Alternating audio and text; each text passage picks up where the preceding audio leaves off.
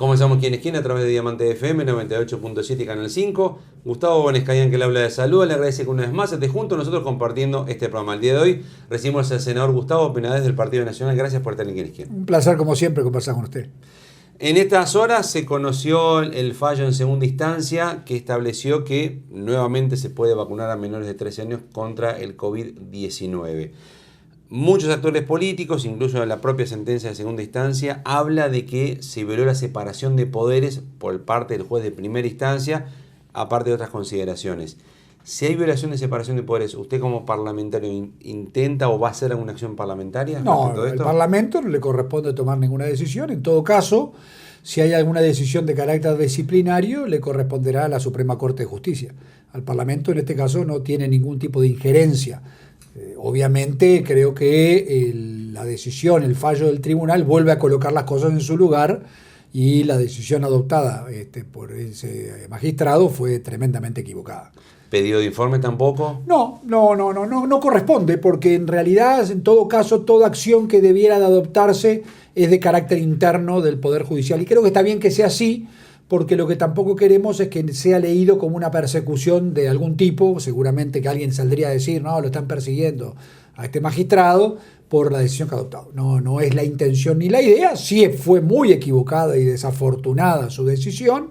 ¿Le suena político? ¿Le suena a intención de otro tipo? A ver, yo no creo en las casualidades en materia de gobierno. Y entonces que un juez esté le toque subrogar en feria un juzgado y se presente en ese momento este tipo de querella y la sentencia salga en tiempo récord, por lo menos yo no creo en las brujas, pero que las hay. Ahora, creo que eso debería ser un tema que sugiero, comento, debería ser un tema a prestar mucha atención por parte de la Suprema Corte de Justicia. Hablando también de la justicia, también se conoció en estas horas el archivo por parte de la Fiscalía de la investigación sobre el pesquero chino que fue detenido en costas uruguayas.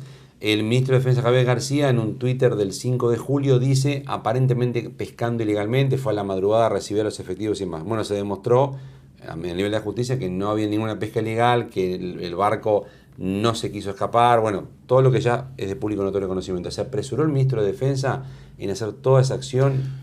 No, yo creo que no. Creo que la Armada cumplió con su deber. No nos olvidemos que era un pesquero chino que estaba en aguas territoriales uruguayas, sin comunicación.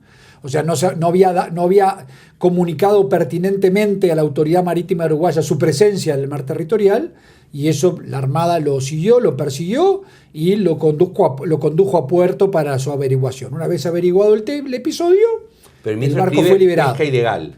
Bueno, ahí eso será una pregunta que usted debiera hacerse. Está en la Comisión de Defensa. Sí, yo estoy, y por eso creo que la Armada procedió bien. Creo que es un procedimiento que además lo que permite es pegarle un aviso a los navegantes de que estamos controlando nuestro mar territorial.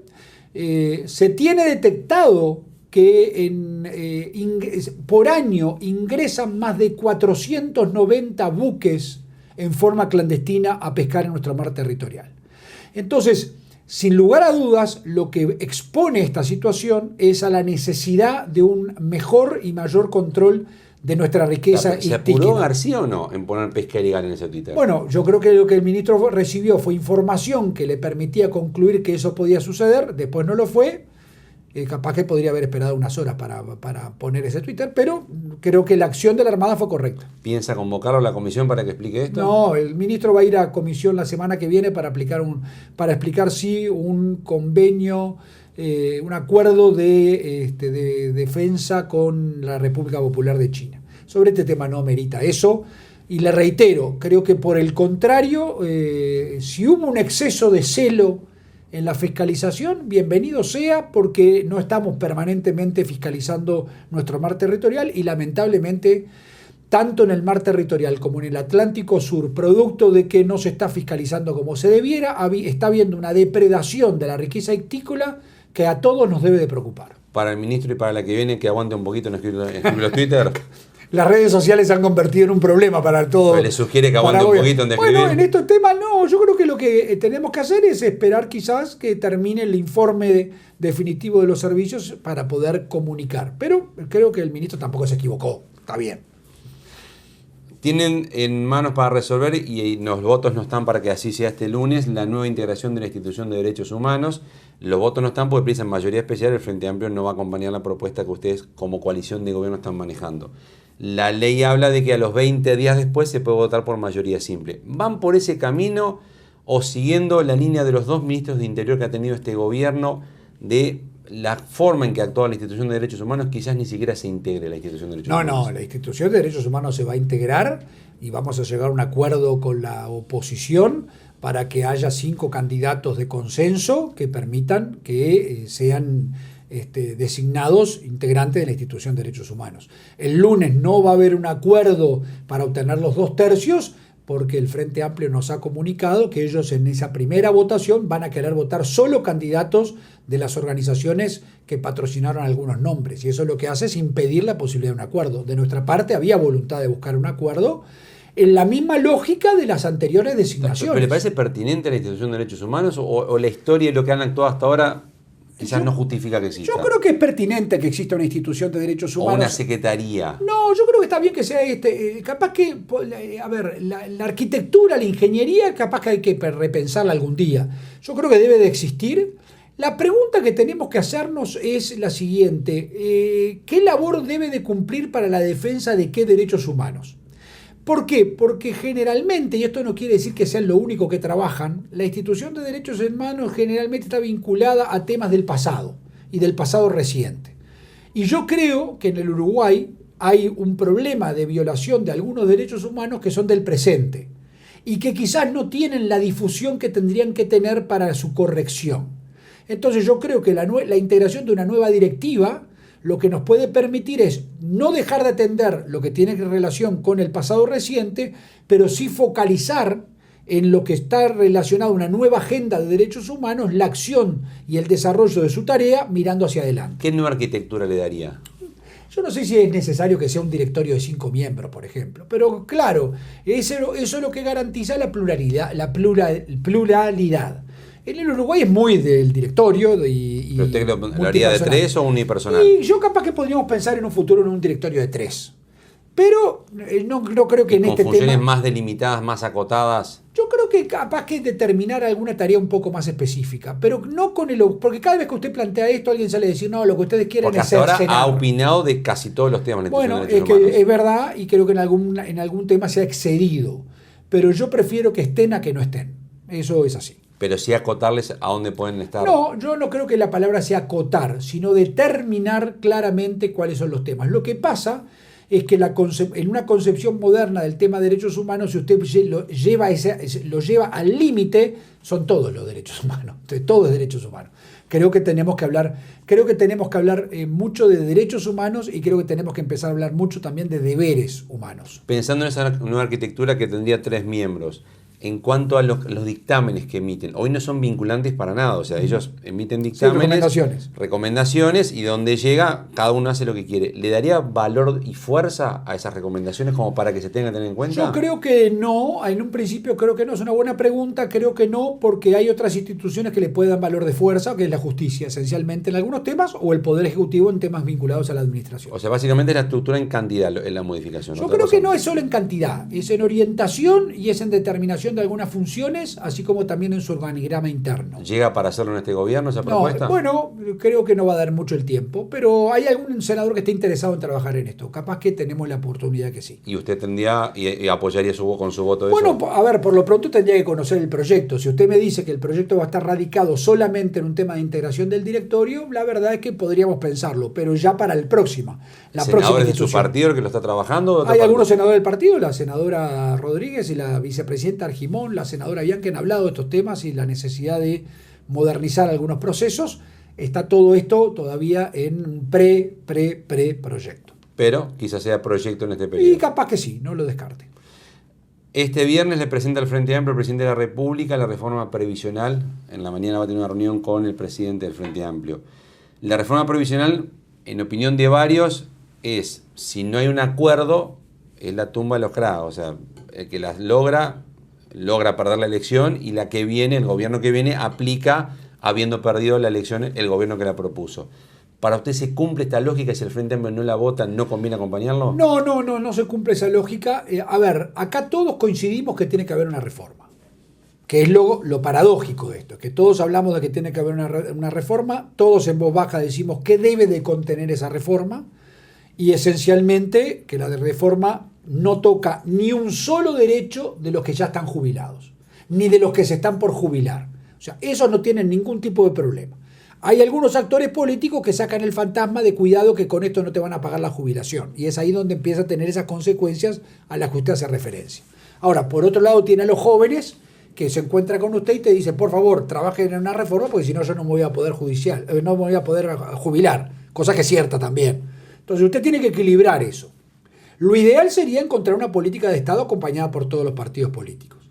¿Cuál es la contra de eso? Es que ya vamos entrando en el tercer año de gobierno. Una reforma de esta magnitud y de estas características deberían ser llevadas en cualquier gobierno durante el primer año. ¿Eso quiere decir que ahora no se va a hacer? No. Quiere decir que vamos a hacer todos los esfuerzos y si están los votos, vamos a proceder. Si están los votos del Frente Amplio. Y de la coalición. O sea, si el Frente Amplio no vota esto, no hay reforma. No. Si el Frente no vota esto, vamos a ver qué hace la coalición. Hoy la coalición sola tiene los votos. Por eso, usted lo pueden sacar solo, pero si el Frente Amplio no lo vota, igual usted le dan para adelante. Yo creo que tenemos que trabajar, sí. Yo creo que tenemos que trabajar. Después se verá quién está dentro y quién está fuera. Gustavo, esto es un tema de votos. O sea, de votos en el Parlamento. Aunque le cueste perder una elección a ustedes. Yo, en algunos casos, no me gusta meter la cabeza en la picota gratuitamente. Nadie quiere perder elecciones, pero existe un sentido del deber y la lógica de la responsabilidad de la que hablaba Max Weber, que creo que tenemos que aplicar también en estos casos, producto de que todos coincidimos en que es necesaria la reforma. Y yo no estoy tan seguro que la consecuencia de su aprobación sea perder una elección. Capaz que es ganar, porque también un gobierno que plantea una reforma de un tema que todos reconocemos es una bomba de tiempo a punto de explotar, desactivar esa bomba también tiene que tener su reconocimiento. ¿Qué tiempo le queda al sistema como para que esto se resuelva? Este año y marzo, abril del año que viene. O sea, si no sale ahí, no hay reforma. Se complica. Porque después, del Uruguay, para nadie es novedad que las campañas electorales van a empezar en septiembre del año que viene. O sea, difícilmente después de septiembre haya coalición de gobierno como funciona ahora. No, coalición va a haber. Pero que le vote la coalición. Y ahí está, porque ahí es lo que todo el mundo legítimamente empieza a pensar es en estas cosas, el control de daños. Lo que se dice control de daños. Aún dentro de la coalición de gobierno. Por supuesto que sí, porque además, claro, todo el mundo tiene el legítimo derecho de pensar qué es lo que conviene y lo que no. O sea, legislativamente a la coalición de gobierno le queda más o menos un año. Legislativamente a la coalición de gobierno, en algunos temas que son urticantes, yo diría que le queda un año para hacer. Legislativamente, administrativamente queda todavía. Después de eso, ahí se va a complicar bastante. Y bueno, ahí lo que pasa es que los perfilismos empiezan. Empiezan a haber perfilismos. Y es natural. Es natural. Y pasó durante el gobierno del Frente Amplio, pasa durante este gobierno y pasado durante los gobiernos colorados. O sea, es parte de la política y es parte del Estado de Derecho. ¿No se repite lo de la calle Herrera? En circunstancias muy distintas y de formas muy distintas, al perder ese apoyo parlamentario, ¿se complica la gestión de gobierno? No, porque en este momento el presidente de la calle Pou tiene un gobierno de coalición que tiene aseguradas mayorías. El gobierno del presidente de la calle Herrera en la década del 90, en el primer año ya se quedó sin mayorías parlamentarias y aún así se hicieron reformas que hasta el día de hoy se reconocen como excelentes. O sea que se va a poder seguir gobernando sin problema, y cumpliendo un programa de gobierno. Sin problema, porque hay una coalición que va a estar hasta el último día. Ustedes se reunieron este fin de semana pasado con el Congreso del Herrerismo, en la lista 71 particularmente, y ahí analizaron varios temas. Entre esos temas que ustedes analizan, obviamente el tema electoral está presente, pero usted hablaba de que no todo está bien, pero está mucho mejor que antes. Es verdad. Y hablaba y dejaba pasar que hay que defender la gestión de este gobierno porque hay un riesgo de perder las elecciones. Por supuesto. ¿Es real ese riesgo o es para provocar a la militancia? Todo, en un sistema democrático de gobierno siempre el riesgo de perder o de ganar está dentro de las hipótesis. Yo sostengo que en el Uruguay hoy existen dos bloques claramente definidos con un medio que es el que hace que la balanza se incline así o así. No se inclina así o así. Lo marcó el balotaje, o sea, en octubre la diferencia entre el Frente Amplio y los partidos de coalición, en octubre, fue de 300, de casi 200 y pico mil votos. Y en noviembre 30.000 votos. Y en noviembre 30.000 votos. La LUC se ganó por 20 y pico de mil. Lo mismo que en la batalla. Exacto. O sea, lo que a usted le demuestra eso es que esto es así o así. Y para eso hay que ser casi que cirujano. A veces uno se equivoca porque lo que hace en algunos casos es hablarle a la hinchada de uno. Y esa hinchada ya está convencida. Ahora, lo que hay que tratar de ver es cómo y qué características tiene ese medio, ese centro, que es el que termina definiendo ¿Por qué elecciones. provocó que la militancia salga a defender? ¿Los logros no hablan por sí solos? ¿La Hablan, gente no recibe los pero logros? si usted- es que lo define como logros. Claro, es que yo creo que hablan por sí solos. El problema está que del otro lado vamos a reconocer que hay una operación de comunicación coincidente entre el mundo gremial, sindical, el PIT-CNT, el Frente Amplio, el Carnaval, en el que se está intentando imponer un relato, como se dice ahora.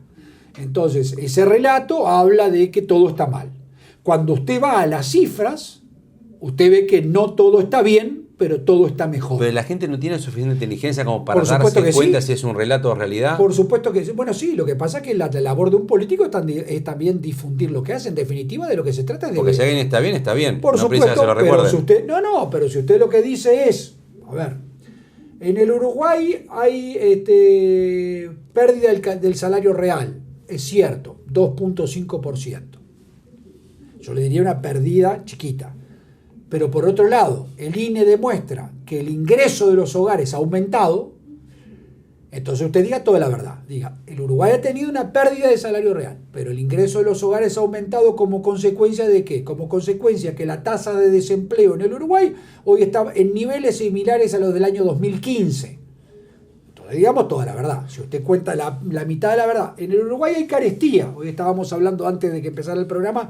Cuando yo era joven, la carestía era que uno tenía que ir a Manzanares a comprar el pan de sorgo porque no había trigo. Había que ir a Canelones a comprar la carne porque en Montevideo no se vendía. Había que comprar con papel de astraza medio kilo de azúcar. Bueno, eso hoy no sucede. Tenemos un fenómeno de inflación. Es verdad que no supera el 8%. En el mundo entero hay un fenómeno de inflación que en algunos países supera más del 10%. Y bueno, ni hablemos de la Argentina. ¿El Frente Amplio está mintiendo? No, el Frente Amplio cuenta la mitad del relato, la labor que nosotros tenemos que hacer y exagera sobre esa mitad. La labor que no nosotros... es mentira. No, en algunos casos sí, en otros casos no. Cuando usted habla de que hay pérdida del salario real, es verdad. Tiene que decir que es de 2.5 y además tendría que decir, que no lo van a decir, hay aumento del ingreso de los hogares. Esa tarea le corresponde al gobierno. En la declaración que como bancada de senos del Partido Nacional sacaron, ustedes hablan del poder sindical que controla el Frente Amplio y que distorsiona, decían ustedes. Y bueno, sí, porque yo creo que... Distorsionar no es decir la verdad. No, bueno, también son sinónimos, porque quien distorsiona la verdad no está diciendo la verdad. Entonces, lo miente. cual no quiere decir lo cual quiere decir que no está diciendo la verdad. La mentira está mucho más vinculada a la intencionalidad de dar datos que no son fidedignos. Usted lo que hace es contar, en algunos casos miente, y en otros casos dice la mitad de la verdad. Entonces, y está bien porque es la labor de la oposición, ¿eh? O sea, yo no me quejo. Lo que yo estaba reclamando de los míos es, bueno, muchachos, nosotros salgamos a decir la otra mitad de la verdad y salgamos a defender y a difundir cosas que capaz que la gente siente. Pero si usted en la tele está mirando todos los días al señor Pereira, presidente del Frente Amplio, un día sí y otro día sí, con la máquina de tira pálida prendida al máximo, usted tiene que de este lado tratar de decir, mire, no todo está bien, pero todo está mejor. Y en algunos casos hay datos que demuestran esto. ¿Quién iba a pensar que el gobierno en esta rendición de cuentas iba a lograr un acuerdo salarial con COFE o con los docentes? Entonces, en el mismo momento que ustedes le están diciendo hay pérdida del salario real, hay un acuerdo salarial, que entre otras cosas lo que hace es la recuperación del salario real en el año 2024. Entonces, digamos toda la verdad. ¿Lo invito a una pausa? Con mucho gusto. Continuamos a partir de Mame ¿Quién es quién? Con el senador Gustavo Penades del Partido Nacional. Le recordamos, como siempre, horario principal de emisión de nuestro programa, jueves 22:30 horas en Canal 5. Repeticiones, viernes 10 de la mañana en Diamante FM y sábados 13 horas en Canal 5. Pausa y hay más ¿Quién es quién?